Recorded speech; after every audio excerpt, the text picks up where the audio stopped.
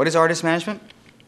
Artist management is inspiring your artists and educating your artists to what's out there and how everything works, and creating opportunities for them to walk into or walk away from. I think it's good to run a label when it comes to managing artists, because it gives you a view of both sides. A lot of artist managers and artists, if they have issues, they usually point at the record label as being the problem. And I think by being on both sides, you tend to take a more balanced view, and you tend to bring solutions to the table versus pointing fingers. It's no different, except that I think being a manager not in a major musical city is probably a better question. In essence, by living in Vancouver, we stay out of the sort of lets everybody chase the same tail. And we get perspective, a very different look. We live in a different paradigm, and as such, we view things differently. I do not want to be in the eye of the storm. Then I've got all these distractions around me. I'd rather be able to be in a quiet spot without having to go out and see 15 shows a week, without having to talk with all of the industry people, and just be focused on creating and marketing and having original thought versus having collective thought. There is no school for artist management. You can go to school for the for the law part of it, for the economics part of it, probably for some of the marketing part of it, for the IT part of it. But what is a manager? A manager is someone who can communicate, is innovative, creative, and has a really good personality. So we hire, firstly, based on personality, because the rest of it can be taught, but personality cannot. You don't need to be sensitive to art.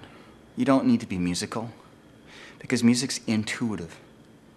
What you need to be is honest. You know what? If it's a turd, it's a turd. If you polish it, now it's a polished turd. It's still a turd. A good song is a good song. A great song is like a bookmark. And you've got to have that honesty. And some of my biggest discussions with my artists is they're set on a certain song being a single. And you're going, it's not a single. And you'll go back and forth for 6 months. They'll go back and write a whole pile more songs because they want to say what the single is. And at the end of the day, the song that they thought was the single doesn't even make the cut because they've written so much better songs. I've seen that happen so many times, it's crazy. But it's honesty. It's the biggest attribute that a manager can have, is honesty. Don't play into the ego. Don't help create the ego. I mean, what is ego? Ego is what other people think of you. So in essence, other people are running your life.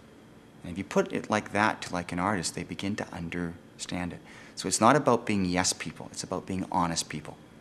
I think what makes for longevity in a manager's career is having fun and being inspiring, being creative, keeping up on what's happening with the people who buy the music. Not with the industry, but with the fans. Keeping up with the fans. That's really, really crucial. I am hands-on,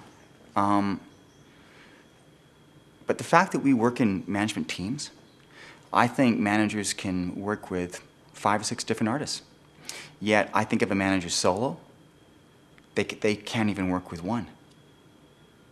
It's that 1% that you miss, that could be the difference. It's a myriad of small steps, and maybe it's the one step that you missed by being a solo manager that makes the difference between a successful artist and not a successful artist.